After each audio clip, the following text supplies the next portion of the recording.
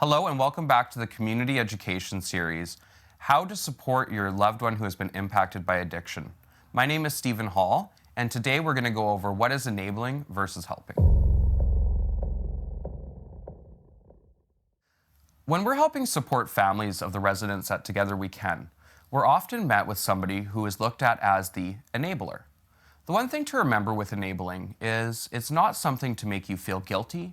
It's not something that you've done horribly wrong. It's just an area of improvement. Today, what we're going to look at is, again, what is helping? Helping somebody is doing something for them that they truly cannot do for themselves.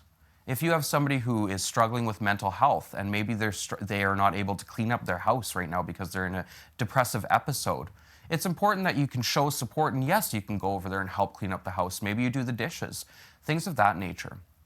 Enabling is when we're doing something for somebody that they could truly do for themselves.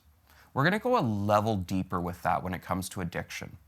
Oftentimes I've heard it said, well, my loved one is so addicted to a substance that they aren't able to pay their rent. If we go deeper though, your loved one is able to do something about their addiction. They're able to reach out for support. They're able to get clean. That is something that they can do for themselves. And as a result, they'll be able to pay their bills. They'll be able to take care of themselves. Overcoming enabling behaviors is progress. You're never going to reach perfection in this area. And as you begin to work on it, if you are the enabler in the relationship, just remember that sometimes we revert back into our old behaviors and we don't even know about it. You don't need to kick yourself. You don't need to get upset or frustrated. It's important that you just recognize the behavior, set boundaries around it, and move forward. Oftentimes when we're enabling somebody, we're actually robbing them of the opportunity to learn something for themselves. The best gift we can give to somebody else is the ability for them to learn, change, and grow.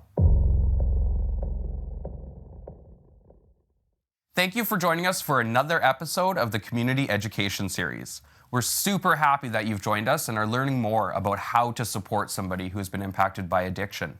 If you want to learn more, please visit our website at www.twcrecoverylife.org. We're also proud to offer many free family support programs. If you're interested, visit our website, click on Recovery, and then click on Family Support. You'll be given more information and the opportunity to sign up. Thank you again for joining us.